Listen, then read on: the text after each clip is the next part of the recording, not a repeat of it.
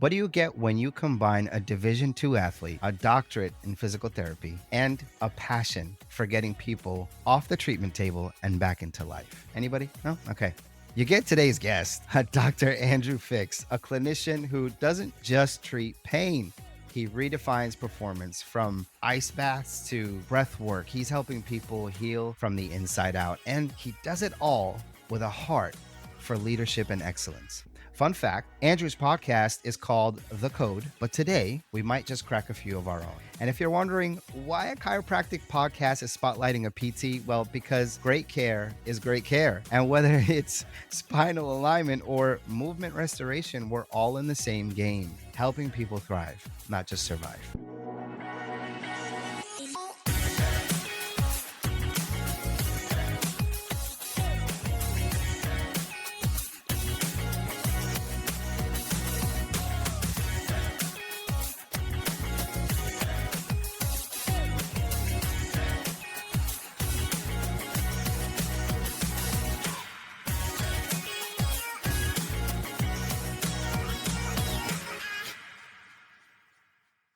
Hey friends, welcome back to Beyond Adjustments, the podcast where we go deeper than just cracking backs. I'm your host, Amin Saeed, and today we're diving into movement, mindset, and mission.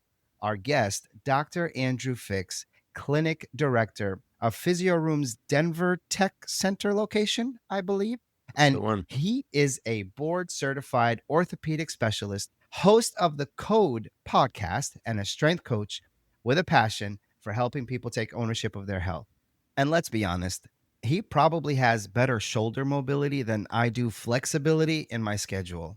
This episode is part education, part inspiration, and 100% practical. I promise. Whether you're a chiropractor, a PT, or just someone with a stubborn shoulder, there's gold in this one. Let's jump in. Dr. Andrew, thank you, sir, for joining me on Beyond Adjustments today. Amin, thanks for having me, man. Really appreciate the awesome introduction there. Like you were talking about schedule flexibility, we had to play Tetris a little bit to get this one to work out. And here we are. Yes, sir. Yes, sir. And I'm so glad you're here. So I'm just going to stop wasting time here and we're going to jump right in. But if we can rewind a little bit, you were a collegiate baseball player, right? North Dakota or? Oh, no. So I grew up in Wisconsin. I played football and ran track at a school there in Wisconsin, about an hour from my hometown. Got you. So apologies for that. Good. Been a minute. It's been a minute since you and I spoke. So I get my information wrong sometimes. Like you said, it took us like 347 times to schedule this thing, but here we are. But so you were an athlete specifically, but before diving into the whole physical therapy thing, was there like a specific injury, a moment that made you say, I need to be on the other side of this table? Yeah. And I think that's probably true for so many of my colleagues out there in physical therapy or chiropractic professions or like whatever that is, athletic training or something. But the first time that I remember having an injury that actually like really held me out of the activity that I was doing, I was playing football in 8th grade, middle school back there in Wisconsin. And just running, not contact related, I had what's called an avulsion fracture of my pelvis. So at the time, the physician told me I had a chipped hip, but what I later learned was called an avulsion fracture, where the tendon pulls so hard on the bone where it attaches that it causes a little chip to come off. And that caused me to have to miss about a month of that 8th grade football season. Sounds painful. Yeah, it was weird. It was like, pain in the front of the hip. So anyways, my first experience being a client or a patient in physical therapy was back when I was in middle school. Okay. And at that time, I wasn't really thinking about what I wanted to do for my profession. I was probably like, how old would I have been? 14 or so at that time. Still had years to go to figure out what I wanted to do. And then when I was in high school as I believe a junior, my dad had rotator cuff surgery and he was rehabbing his shoulder and all this. And that was at the time when I was really starting to try to figure out what am I going to do as I leave high school and whatnot. So I had the opportunity to shadow his provider and go into the physical therapy clinic. Oh, that's cool. See what that was all about. And that was really where I started to think that that was the path I was going to take. And Gotcha. then I suffered another injury. My only time in high school that I was hurt, I got injured in a wrestling practice and missed a month of my senior season of wrestling. And that was like the final light switch, or like the final straw that really made the decision. Yes, I have to go to physical therapy school, become some sort of a provider that's going to help people get back to the things that they love to do. Because that was the first time I had to miss time in high school. And man, it was my senior year that really, it really sucked at the time that I was going through it. For But sure. I think that's what it was. Those were the things. Those were the couple instances that really shaped the decision to go Mhm. down this path to physical therapy school. Love it. Love it. Mm. So it seems like you went from maybe catching footballs, maybe catching the baton, Yeah. right? To helping people catch their second win in life, really. So Mhm. it sounds like. So I love that. I really, really do love that story. So I'm sorry that you walked through what you walked through, but I love that you used your pain, right, for a purpose. That's literally my life's motto. Mhm. All right, let's shift a little bit. So you talk about leading from the front, just leading in general. Yeah. That can mean a lot of things. What does that mean, like, to you as a clinician? Yeah. That's a great question. And I think whether by choice or whether by being thrust into it, I feel like I've had the opportunity to find myself in different leadership roles throughout my life. I think one of the first ones just being like the older brother growing up in the household, right? Having younger siblings, to, like you said, catching footballs. I was throwing a lot of those footballs. I was the quarterback of Oh, our nice. football team there in high school, and, had the opportunity to become a leader on the team. And then in the clinic, I think, leading from the front to me just means you're walking the walk. Like, you could be a vocal leader, you could be talking and sharing insights, you could be blurting out orders and telling people what to do, but I think it has more to do with the actions, not the words. And it has a lot to do with, like, how do you carry yourself? How do you present yourself? How do Sure. you continue to hold yourself to a standard that you would expect of other people, or even a Mhm. standard that might be higher than what you expect of other people, quite frankly? So I think, leading from the front means, like, you're constantly trying to move the needle forward in terms of, improving your skill set, improving your communication abilities, and improving yourself in whatever realm that is. That could be clinically and working with clients. That could be communication in working with your children, your family, and your clients, whomever. That could be in the fitness realm and taking care of yourself and, making sure you're setting a good example for all of those people that we were talking about. So just, it has nothing to do with words and has everything to do with the actions and how you go about your business in whatever realm that is. Yeah, that makes sense. Has there ever been a moment when you thought, this is too much? And if so, like, how did you recalibrate? Mm.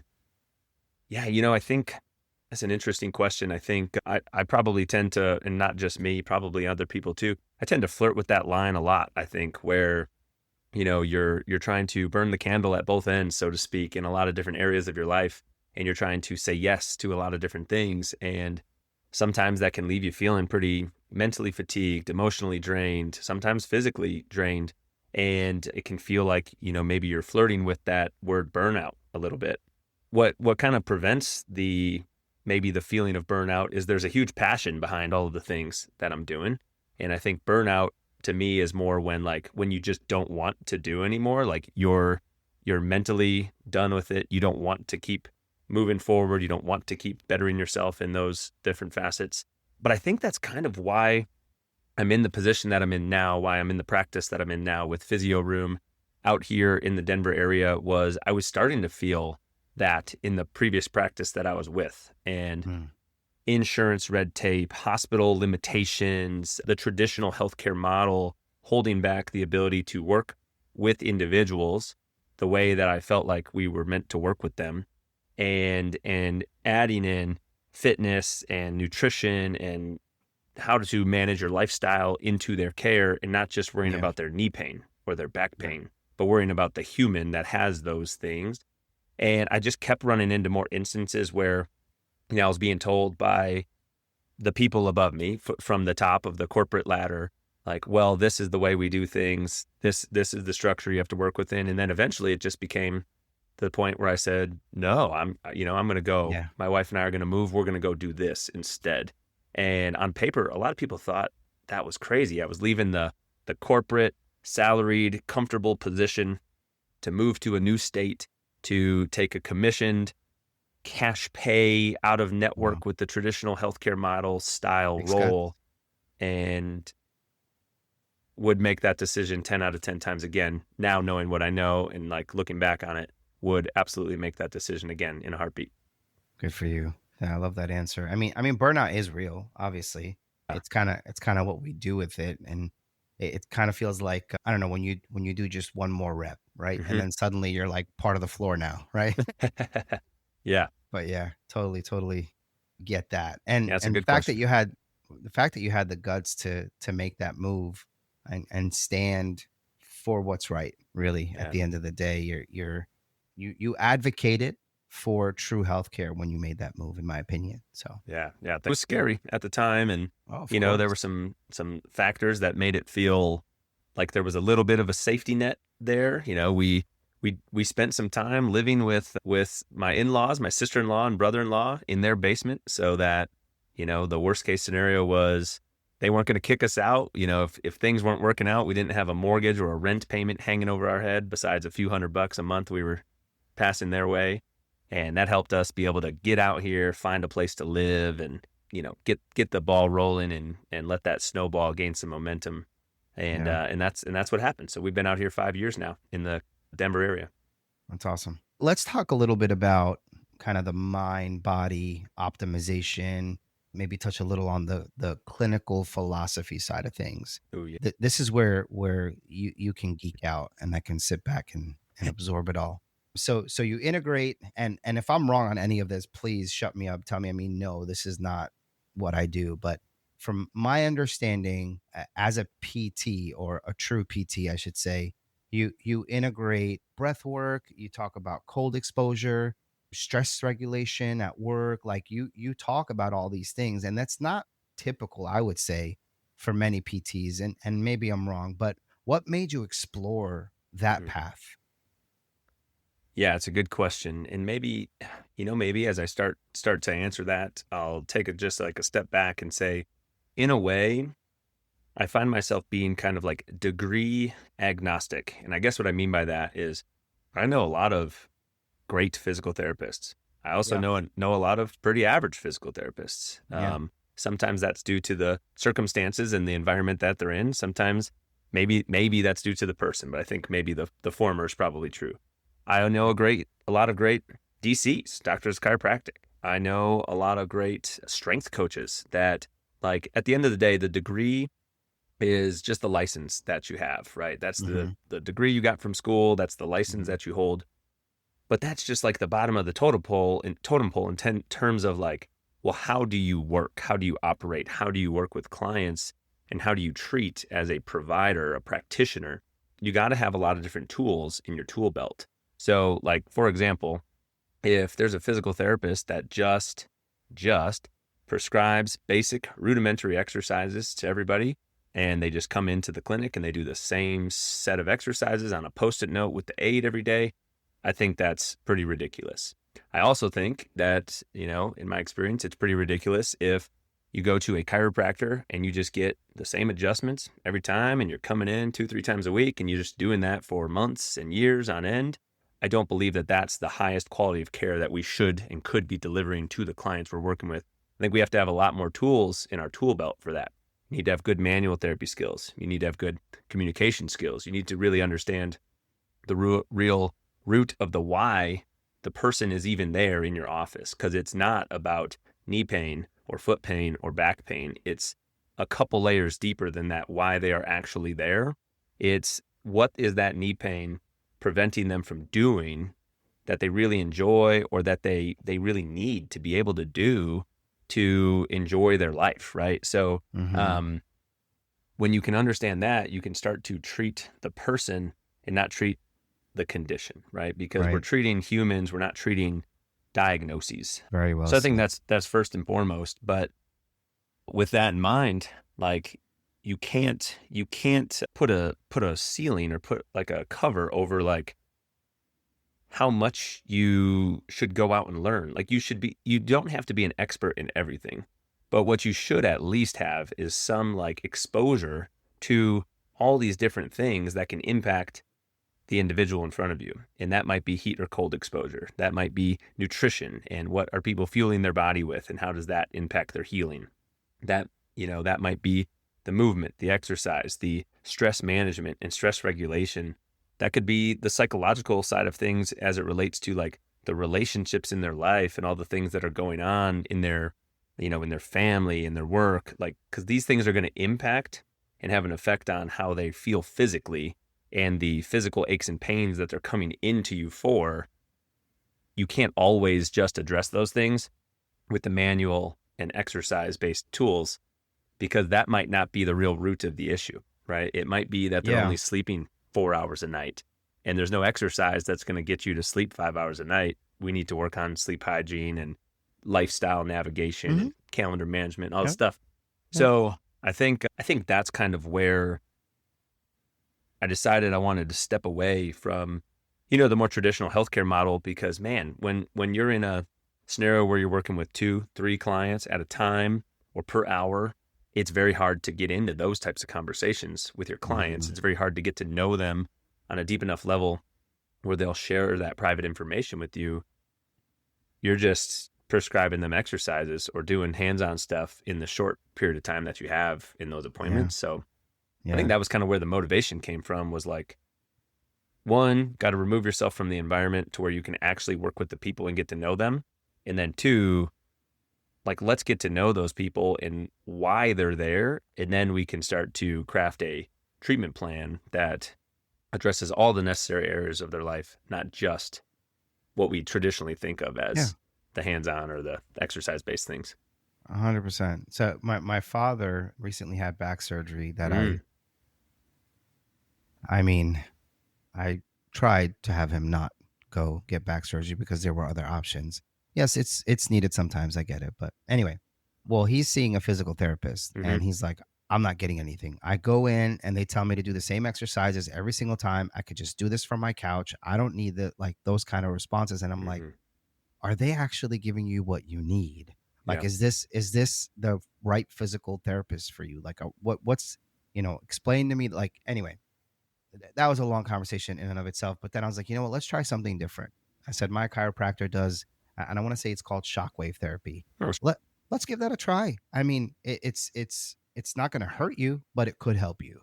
So he actually had his first treatment today. He said he's going to go back. So we got to think outside the box too when it comes to these kind of things. And I love what you said, that it's not about the pain, because what we have to do is, if somebody, okay, I come in, my knee hurts. Okay, that's great. What happened? Well, I was walking and this happened, or nothing happened. It just started hurting. Yeah. Okay, well, tell me a little bit about your lifestyle. What do you do? What do you like to do? What don't you do? Why don't you do them? And so on. Like, when you understand the fuller picture of that, like you said, human, right? Because we don't treat them as humans anymore. It's like they're a number, and I hate that. Like, it's a corporate mentality, and it sucks. But once you get to the root of it, like, okay, we're going to work towards that. And sometimes even in those conversations, you figure out the root cause of the issue that you wouldn't have even found out if you didn't ask those questions, Absolutely. Anyway, so I got to say, when you post your morning cold plunges on Instagram, I saw a couple of those.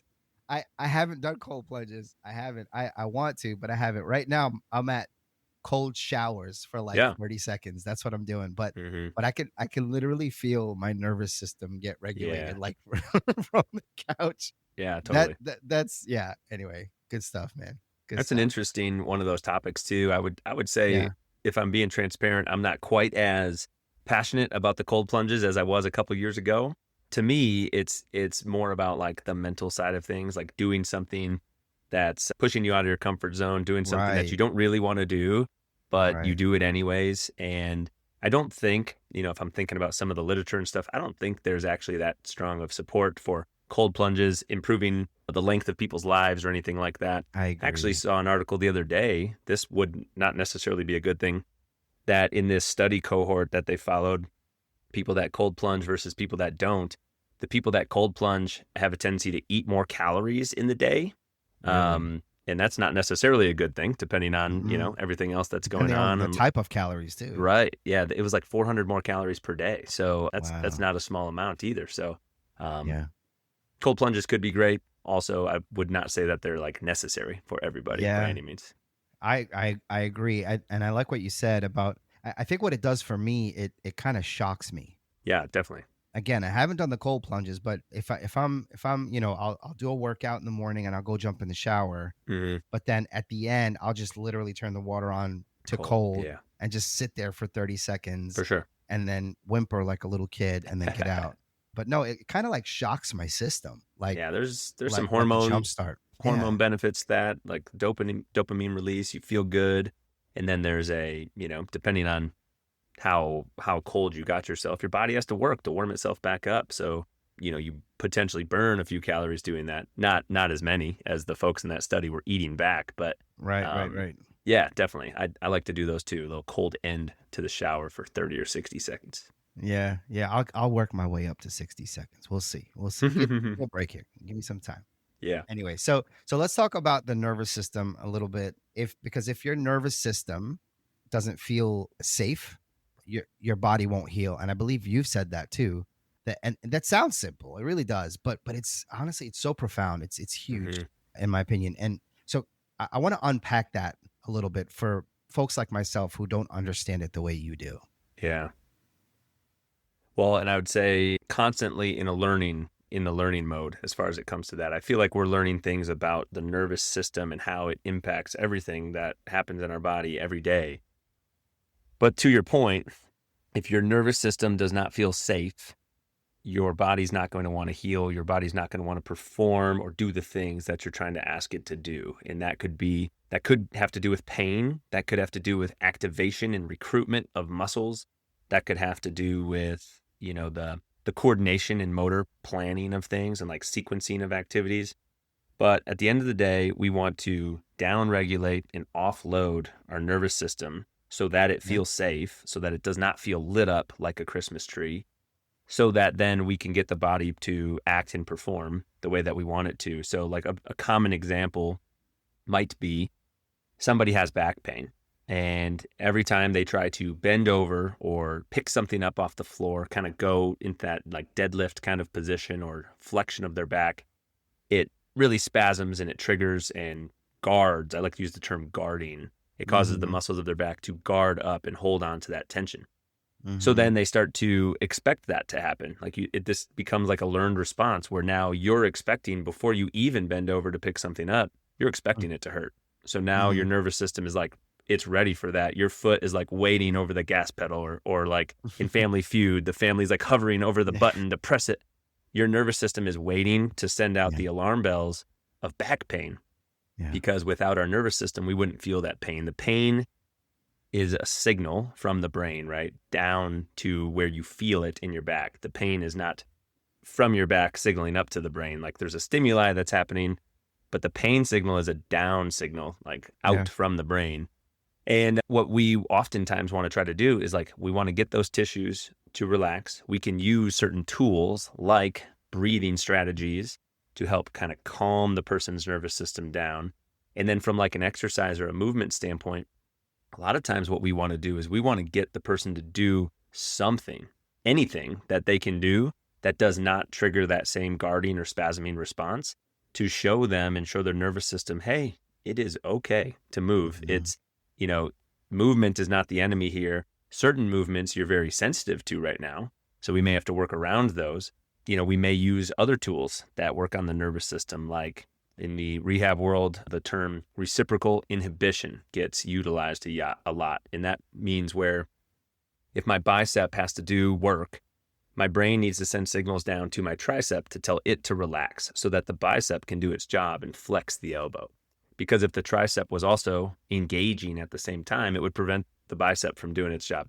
Well, we can Yeah. use that same strategy to get the guarding and the spasming to relax on the lower back muscles by kicking in intentionally muscles on the opposite side of the spine. Like kick in muscles that create one motion to tell those other guys to calm down, to reciprocally inhibit them.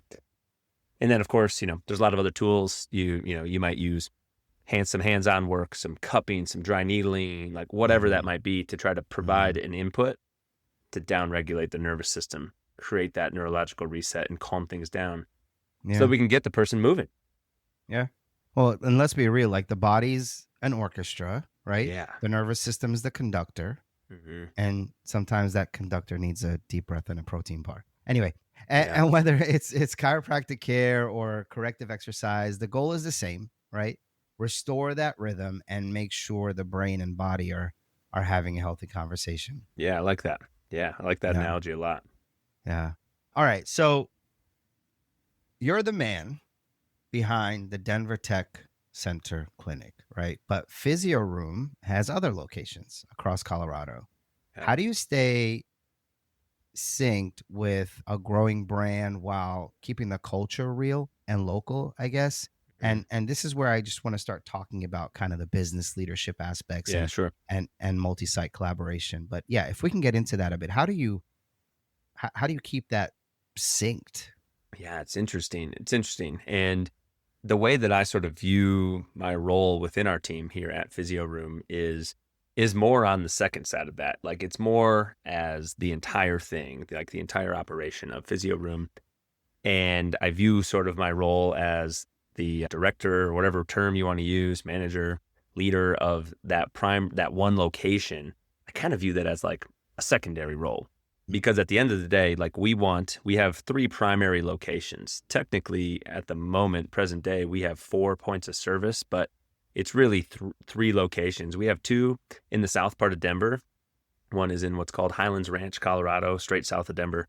And then we have one in this Denver Tech Center part of town. It's just kind of southeast of downtown, and there's a lot of offices and things there. We also have another location on the north side of Colorado Springs, which, generally speaking, Colorado Springs is an hour south of Denver, give or take. And we have somebody who manages and oversees each of those offices, and then our owner oversees the whole thing. So he and I are in the process of, slowly working to a partnership where I'm involved in that whole thing too, from a partial ownership perspective. And one of the things that's hard is like our location, that's our main one. We have our own space, right? And our providers that are there, our administrative team members that are there, we have the ability to a little bit more like control the culture and control the environment of that space because it's our office. Our other locations, the Tech Center one, the Colorado Springs one, we are subleasing space out of a fitness facility. Mm. And it is not our space, but we rent space from them, and we have providers there and staff members there, but they also have people there, trainers, coaches, Yeah. um, and whatnot. And we don't get to control the entire culture and environment of the space. We're sort of operating within a facility where there's a lot of people coming and going, and it's very different. So what we used to think our goal was to pop up a lot of smaller clinics around Colorado and around Denver, and have maybe two providers in there and kind of sprinkle ourselves all around town. And what we've changed our mindset and our vision to is, instead, we want to have like these two main regions, the South Denver area and the Hmm. Colorado Springs area. And that's just the current vision. It might be bigger than this in the future, where we have like a big primary location where we can have our staff members all together, where it's like a facility that people want to come to, staff and clientele. And it's kind of like, Rob Dyrdek's Fantasy Factory, if you remember that show. Like, we want to have a facility that's just like so cool to come to, where we get to provide high quality care to people and really exercise our mission to challenge the status quo of healthcare. I think you'll hear a lot of times that the healthcare system is broken. And, I think there's some things that are broken about it. There's some things that are probably good about it. But we want to challenge what the status quo is and provide people with an experience that is over and above what they come to think that they're going to get in the physical therapy office. And we have a vision of helping the world move better, one person at a time. And that's our mission and vision at Physio Room. I love And that. we're just working with the community, one person at a time. Love it. Love it.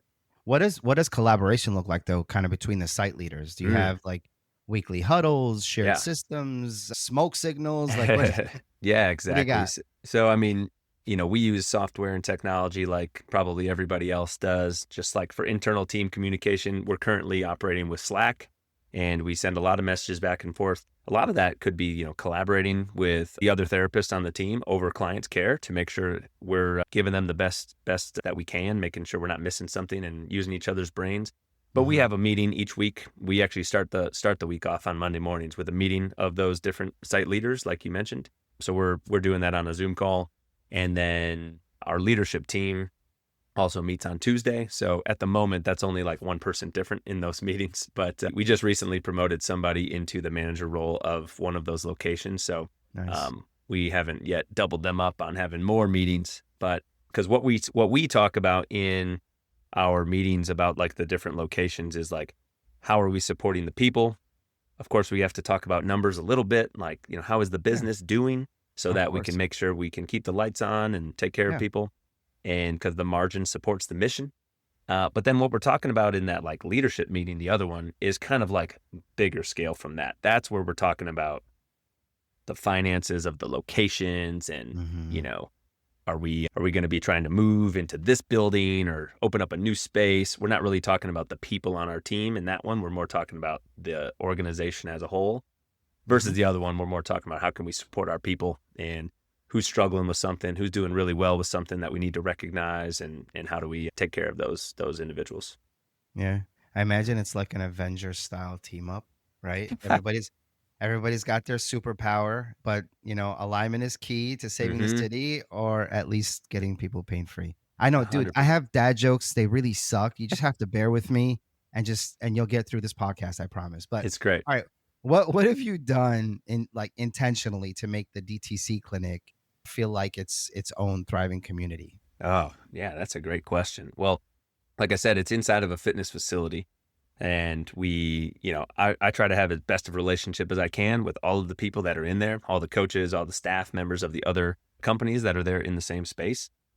One of the things I think that I did not do initially when I was first in there, because I kept my schedule open as wide as it can be. I was seeing clients at all different times of day. Because like I said, I left a salaried position to start a commissioned position. I was like, I need to just see people whenever they can be seen, need Right. to support my family here and afford our mortgage and whatnot. Yeah. But then what I started to do was like, it's a gym. So there's classes and there's personal training that's happening. It's not the type of gym where it's just like open and you come and go as you please. There's classes and there's training. So now I intentionally attend the classes there at the gym, and I work out with the people that are there. Nice. And I try to do that at the different times of day. So like, Mm. so that I can meet the morning people, I can meet the lunch crowd, I can meet the after work people, so that then I know the people that are there. And we encourage our team that works there to do the same thing. Like, That's so we cool. don't just want our therapists to participate in that. We want our front office team members to participate too. Like, Mhm. hey, we want you to bring a change of clothes, do a workout while you're here. You're in the gym anyways. Yeah. Like, we want everybody to be walking the walk as it comes to that. So I think that's Right. one of the main things. The gym does a really good job of holding community events and things, bringing their class members and their families out to, whether it's a dinner or whatever. And we try to Yeah. participate in as much of that stuff as we can, so that it just feels like a community there. Nice. All right. Love that. Love the just the intentionality of kind of creating your own culture and even connecting with customers that aren't even your customers, right? Like it's not Right. about that all the Right. time. So No, it's not. that's really cool. Really cool. All right. Mhm. So I want to shift now and talk a little about the communication side of things. Mm. So from our conversation, our initial conversation, and from some of the things I've been reading up online and watching some of your posts and whatnot, I would say I know you as this kind of stellar communicator, and you love stellar, quote unquote communication. For you, what makes conversation therapeutic, not Mm. just technical? Yeah, this is a great question, and I want to, I guess, lead with, I think this is an area in my life that I have been, especially in my adult life, constantly trying to improve in. I don't know if I would say that I feel like I've always been a great communicator, or if I'm even a great communicator right now. I think I'm getting better at it. I think maybe the podcast helps a little bit too in creating clear thoughts and saying those with words that Mhm. make sense.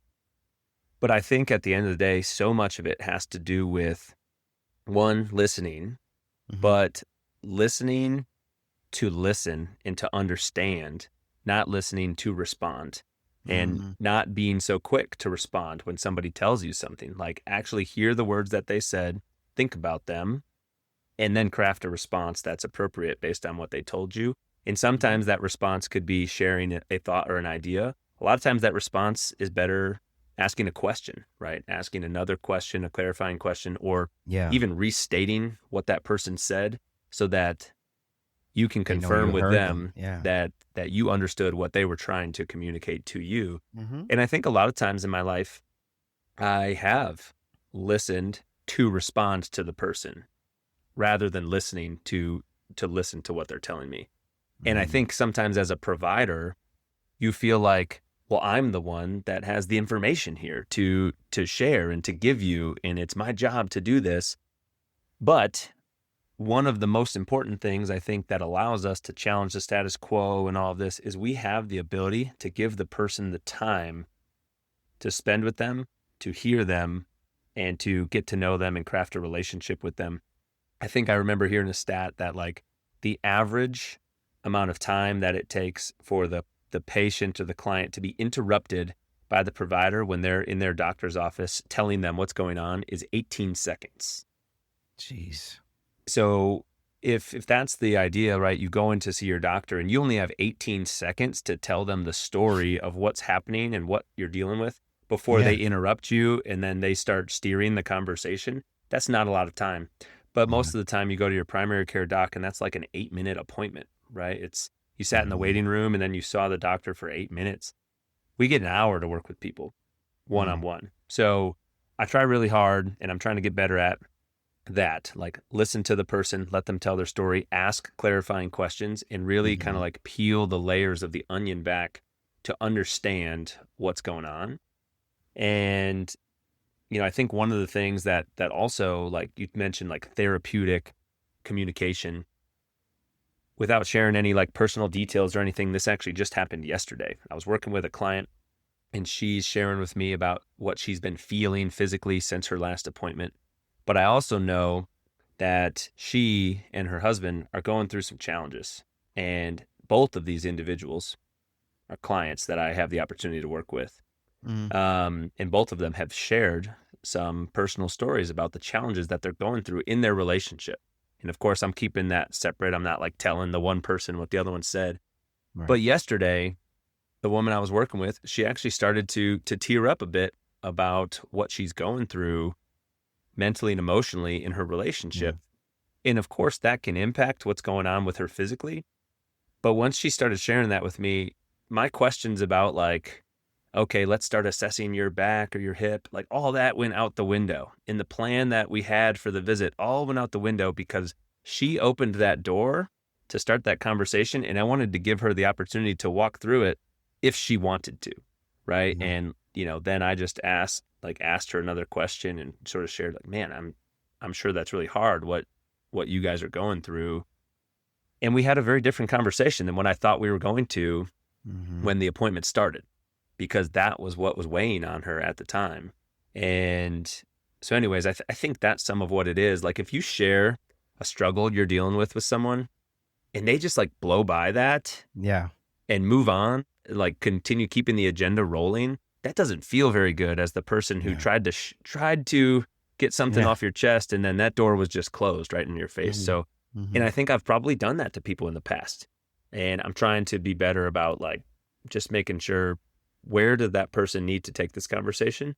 And let's Yeah. go that way, because knowing like how that's going to build the connection, knowing how important that therapeutic alliance is with your clients, that's going to result in a better outcome for them down the road anyways, rather True. than us trying to work on their physical stuff right this second.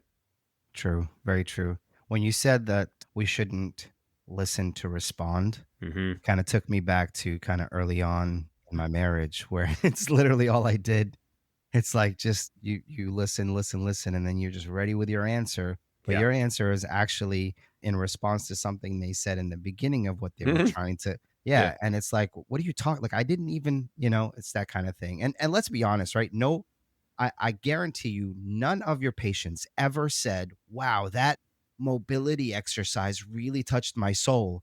Mm-mm. But they will remember if you made them feel seen Yeah. and safe, right? Yeah.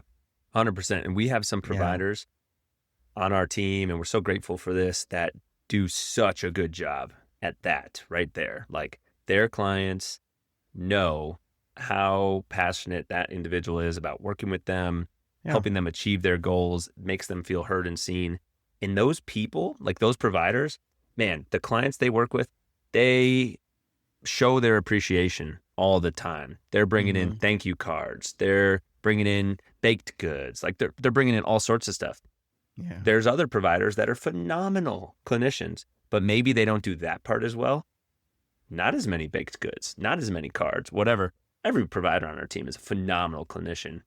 And we're all in our own journey about trying to improve the areas Yep. that are not our strengths. So yeah, it's so important, something that I think we should all continue to try and work on and Yeah. seek to understand rather than seeking to be understood. Right. A Mhm. 100%. Yeah. So Denver specifically is saturated with providers, right? Yeah, it So is. so so what makes like Physio Room stand out? I kind of already know the answer to that based on what you've been telling me so far, but yeah, so what makes you stand out even among other Physio Room locations, if I'm allowed to ask that? Yeah, yeah, yeah.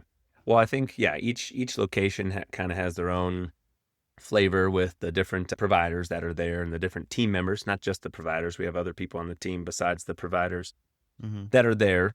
Each of us have our own specialties, right? Like, I work with a lot of runners, a lot of people that lift weights, a lot of whether it's CrossFit or something similar to CrossFit. Like, that's a lot of the people that I have the opportunity to work with. And then as a result of that, they send me all their friends, their family, or whatnot. And then the other providers on the team that might be more cycling specialists, their schedule starts to look like that, or golfers or whatnot. So your schedule starts to take shape based on what your expertise level is of these different things. And Mhm. then what activities do we like to do, right? So, like, I like to run, I like to lift weights, so I work with those people. And then that sort of changes the dynamic a little bit there in the clinic. I Yeah. think one of the main things that sets us apart, and I guess I'll answer this two ways. I think it's easy to talk about what sets us apart from the more traditional style places, the more insurance driven healthcare model and Yeah. stuff. I mean, if you Yeah. just walk into their clinic and you walk into our clinic, it's going to feel like a totally different thing.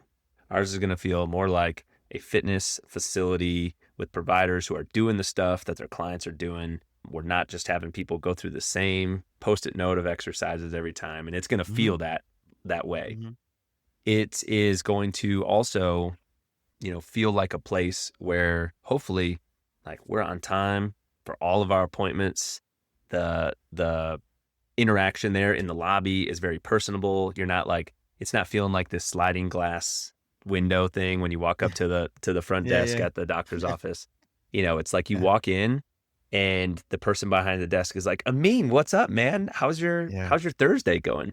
Like, we Right. remember people's names, we're using their names, we're making them feel like they're at home in our office. Yeah. And then, like you said, Denver is a big place, and I like to say it's a Midwestern city too, because there's so many Midwestern people here. But Yeah. there are a lot of great providers here. There's a lot of providers that operate in a similar fashion to the way we do at Physio Room. And I think one of the things that sets us apart from them is we just are fortunate to have such a big team that we've been able to craft and assemble. Not all the people that were on our team a few years ago are still on our team, and we've kind of reset and reloaded with new people. But a lot of the out of network cash pay style facilities that are providing amazing care, a lot of those places are just like one or two people. Mm. And we've got almost a dozen. We do have a dozen Wow. providers on our team, and that's between physical therapists, That says a lot. physical therapist assistants, personal trainers, nutrition experts, massage therapists. So we've really got just an amazing team that allows us to be able to draw upon the skills of our different colleagues.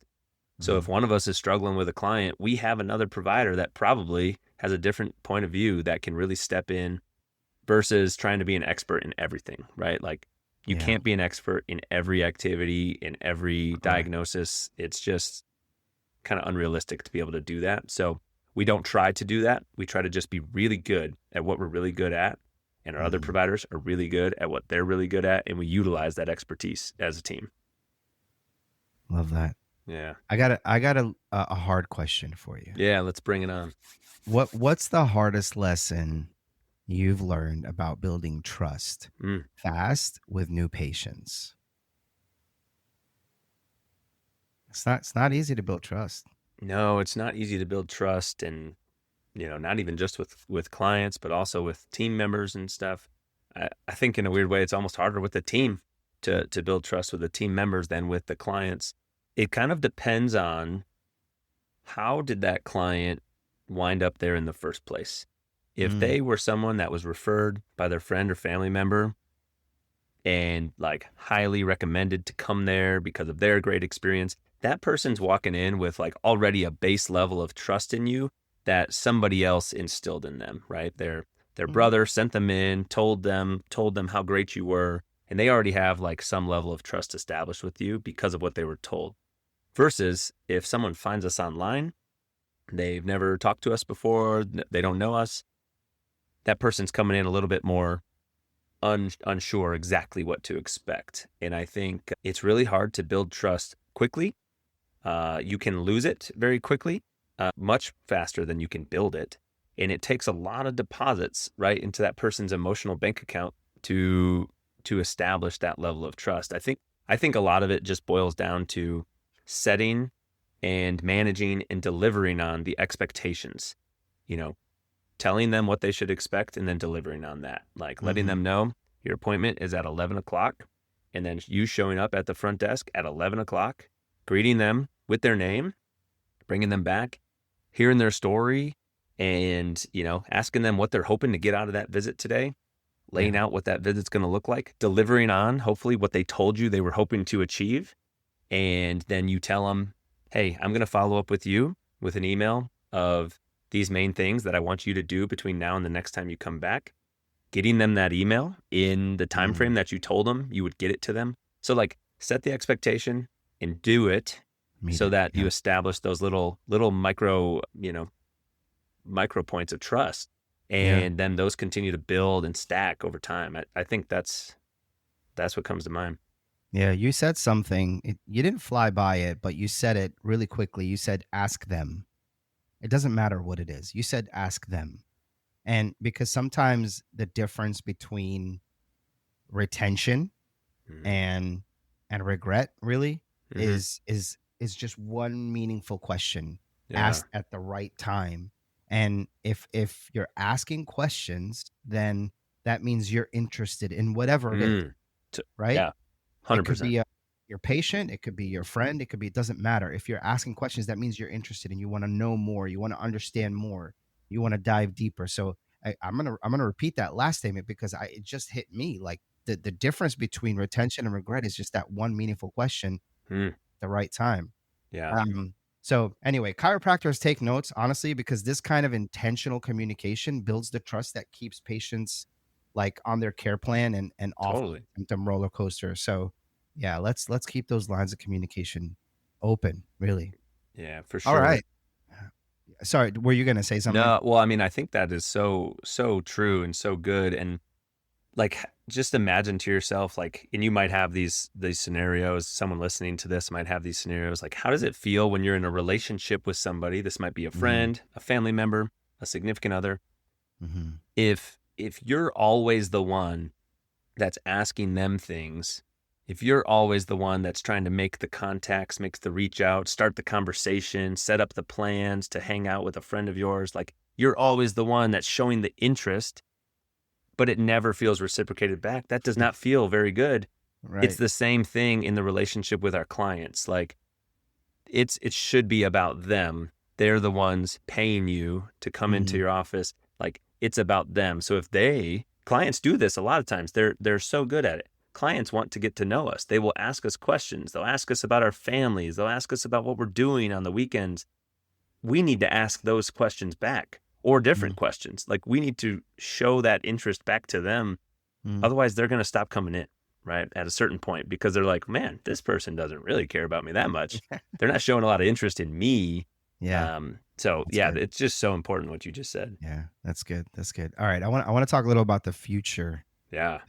of care. So what's next? I know you kind of went over a little bit of the vision for Physio Room and whatnot, but what's next for your Mhm. clinic? Is it new services, workshops, recovery lounge? I don't know, cryotherapy on tap. Like Yeah.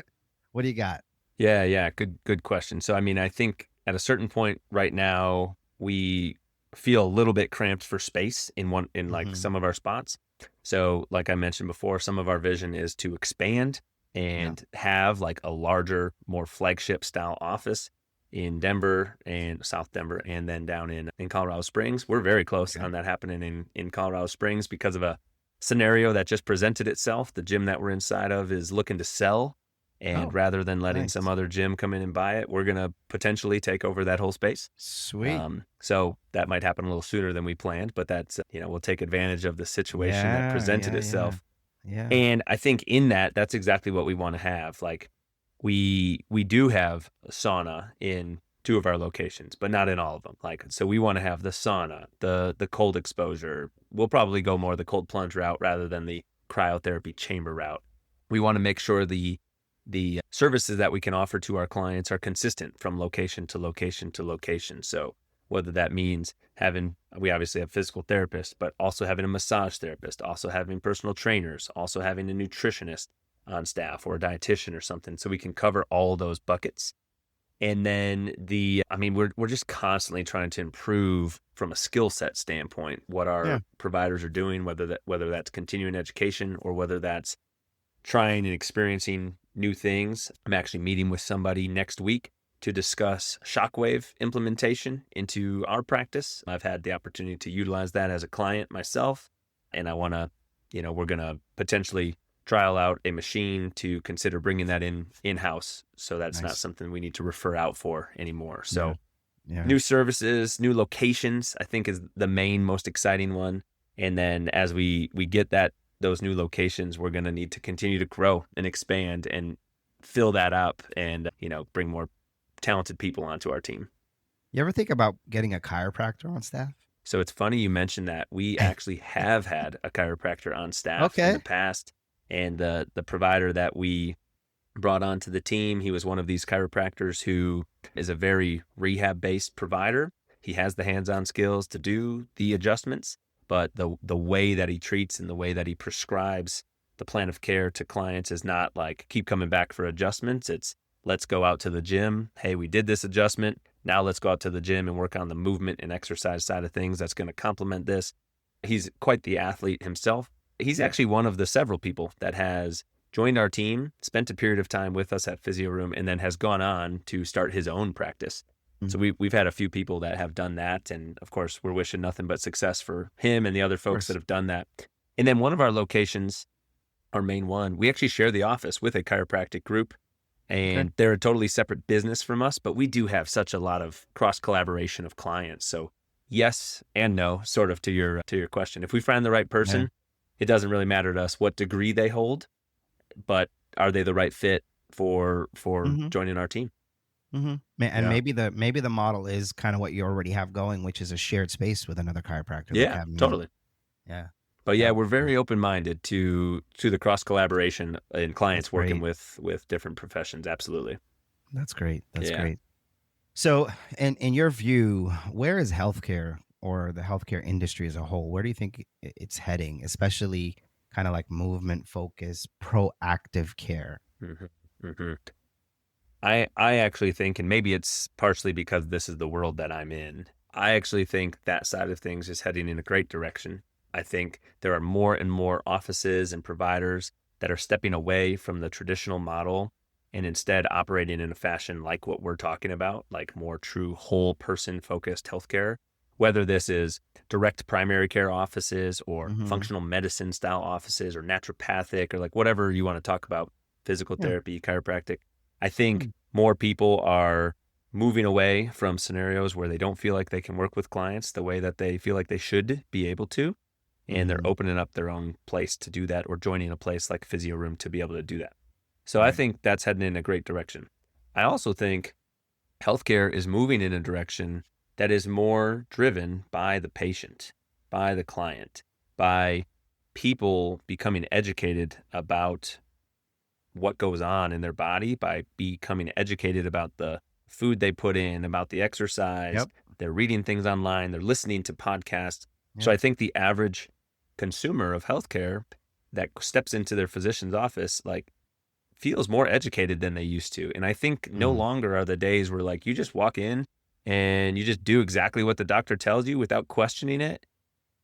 I don't know. That's not what we see in our office. And I hope Yeah. people feel empowered to be the, like the CEO of their own life Yeah. and the CEO of That's their own health. It's your that's job good. to do it. It's not your physician's job. They're a resource for you to Yeah. consult with, but they can't do it for you. So I think that's the direction that we're going and we should be going. Yeah. I love that. I I feel bad for the generation that came at least before Generation X, right? Because Hmm. I think it's a, that mindset, which I don't blame obviously the whole generation. It's just what, we've been taught. And it's like you walk in, the doctor knows best, Right. and that's it. And you walk away. I think it started with, or more widely with, kind of my generation, where we're asking more questions like, why am I taking this pill? Do I even need to take this pill? Is there a natural path to this? Or, yeah, exercise was a thing. It always has been a thing, but why do I need to exercise? What's the benefit that am I getting from it? How can I make it fun? How can it be a community thing? For example, my church, it was yesterday actually. They're they got all the men of the church, 6 a.m. in the parking lot. It was like Oh, 200 of us. Yeah, dude, it was that's amazing. amazing. Yeah, it was like 200 something men. We were doing burpees, and like it was amazing. It was phenomenal. But it was that community of, let's get healthy, let's get strong, and it's because of that mentality shift. Like, let's start asking the questions. Unfortunately, I had to learn the hard way with our firstborn child. We walked into a scenario where we were literally in the hospital day in and day out. She Mm, had trisomy 13, and because of the unknown, at first we were like, okay, yeah, let's do this, let's do that. But then I believe God planted somebody in my life, my cousin specifically, who was like, they work for you.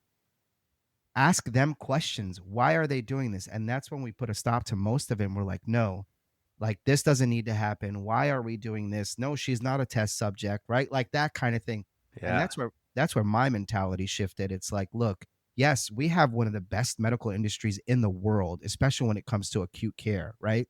Yep. But if I have a cold, do I really need to get on a Z pack? Like, like, come Right. on, like, it just doesn't make sense. So I love your answer, and I agree that more and more people are starting to ask questions, Yeah. and becoming more aware of their own health. Like, be the CEO of your health. I love that. I love that. Absolutely. It's, longevity is that, hot topic word right now. Everyone's trying to figure out how they can live longer, how they can live Yeah, better, yeah, improve your health span and whatnot. So yeah, keep asking those questions. yeah, yeah. So I got a final challenge question for you. So Hmm. if you had a clean whiteboard and could, like, redesign, which I'm afraid to ask this because I don't believe God makes mistakes, but if you could redesign the musculoskeletal care, and like, from scratch, what's the first thing you draw? Like, what's the main thing? Oh, wow. Yeah, If I had that blank slate, yeah. hmm.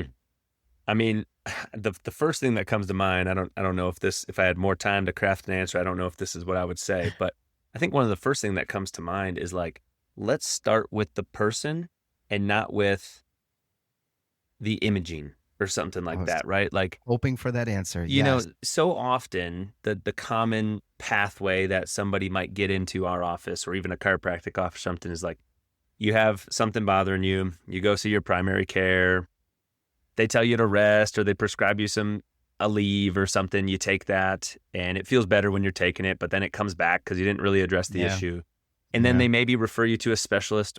And then before you even see the specialist, you're getting x-rays and MRIs and like you're getting imaging done for things that quite frankly probably don't need. Like you probably don't need those things. The story that the client shares has nothing to do with a fracture or whatnot. You know, why do we need an x-ray? But Yeah.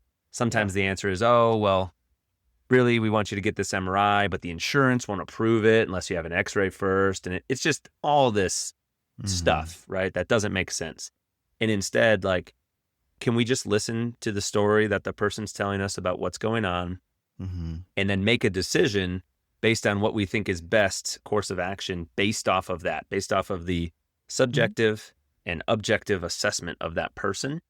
I Yeah. wish that's the way that it was. And Love it. then I think more quickly, the client would get to the provider that they need to be to help them with the problem that they're dealing with instead of having to Mm-hmm. jump through all these hoops. And, you know, they wound up seeing like 10 people when they could have just seen one potentially Yeah. if they would have gotten to the right one first to help them with the challenge they're dealing with. Yeah. Yeah. There's no like entry way to real healthcare, in my opinion. Like, I feel like there should be some sort of like main triage, Yeah, right? yeah, yeah. Like you walk into a room and you start, or maybe we'll get there one day, right? Because like with all this AI and the combination of data, and we can put all this information together, Yeah. and you can walk in and kind of talk to somebody and say, hey, this is what I'm feeling. This is where it started. And they ask all the right Hmm. questions, and they'll recommend not necessarily an acute approach to that thing or medication, but something that actually works Yeah. because we have the data now, right?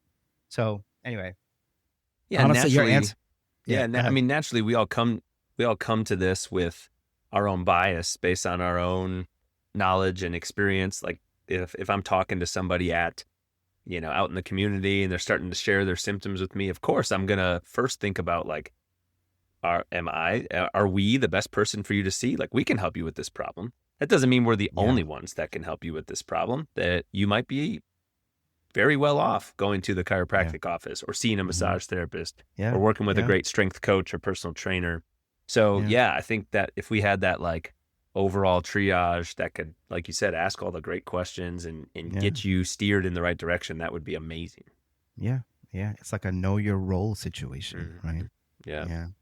Your answer about kind of starting with the human was like a mic drop moment. I was gonna like cut you off and say, "All right, episode's over. Peace Done. out." Yeah. All right. So, but we are coming to a close. So I always like to ask, if people want to connect with you, check out your podcast, maybe swing by your clinic. Yeah. Where should they go? Yeah, yeah, great question. There's so a lot of things. So first off, I'm fairly active on social media. So if you want to like follow me, Instagram or whatnot, Dr. Andrew Fix, that's F as in Frank, IX. You can find me there on the different platforms and things. Our clinic again is called Physio Room, and that's PHYSIO Room CO for Colorado.com. And same thing on all the social media platforms, Physio Room Co at on Instagram and whatnot. And Mhm. then the podcast that we've been doing this for a little over 3 years now, as of the recording of this, 3 years and Nice. 4 months, I think it's been. It is called The Code, a guide to health and human performance.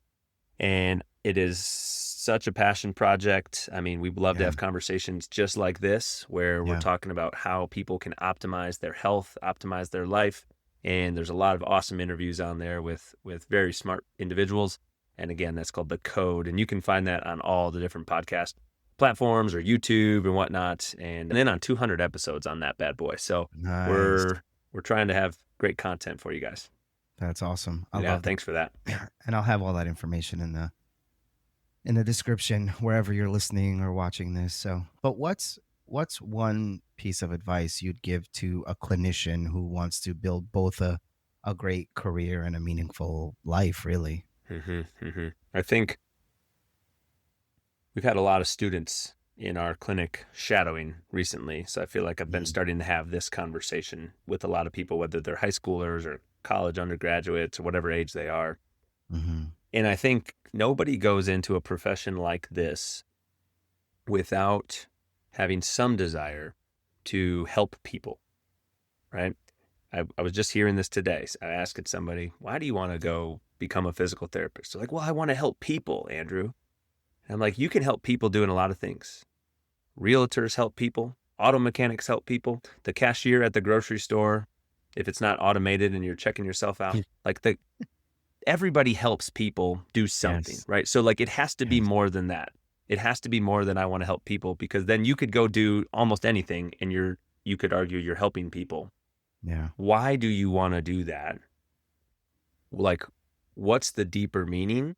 Because that's what's going to keep you motivated to continue grinding and moving forward, continue putting in the time to learn the skills, to get through the challenging school, to continue to, like, once you get licensed and you become a provider, like, you're just like achieving the bare minimum, right? The education never stops. You need to be a voracious That's learner good. Yeah. throughout your entire career, because I think like the the worst thing I can think of, and this is something that I would completely regret if this happens to me, is you don't want to reach a point where you feel like I'm done. Like I don't need to get any better. I'm as good as I need to be or can be, because then you're just like limiting yourself to what the possibilities could be and the people that you could help if you just continue being fueled with that strong passion from within. So a lot of people want to help people, and that's, I don't know, that's just not enough to me. It has to be another step or two beyond that. So Yeah. That's good. um and then I think, if you want to like start a clinic or start a community or whatnot, is just don't try to rush it. Like, of course everybody wants to succeed quickly, and you need your business to flourish and whatnot. You need to be able to pay the bills and keep the lights on, but you can't rush the relationship building. It has to be authentic and it has to be natural, and people know if they're being treated like a number or if they're being treated like a human. That's so good. So just take the time to get to know the people, to, I like to say ABCD, always be connecting dots, like Nice. connecting people with other people in the community, and like build this community. And then the growth or whatever will just be exponential. Yeah. I love that. Dr. Andrew, thank you so much, man, for just being a guest, for enlightening us with all this information. I really, really enjoyed our chat today, honestly. Man, I really appreciate you getting connected with me in the first place. We Yeah. had a couple phone calls on a road trip and led to having this podcast. So thank you so much for the opportunity to hop on here on the show. And yeah, this was a blast.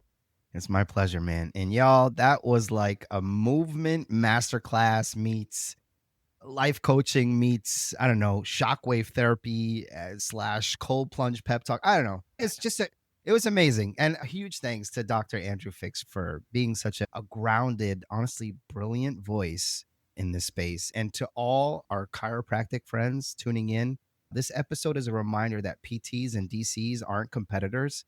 They're collaborators. Yeah, let's integrate, Totally. right? And care. And whether you're mobilizing joints or repatterning movement, I don't know, we're all adjusting lives for the better. That's really what we need to focus on. So if this episode sparked something for you, send it to a friend, leave a review, and maybe even breathe a little deeper this week. I don't know. Until next Mhm. time, don't just adjust your spine, adjust your standards, your systems, and your self leadership. I'll catch you in the next one. Thanks, guys.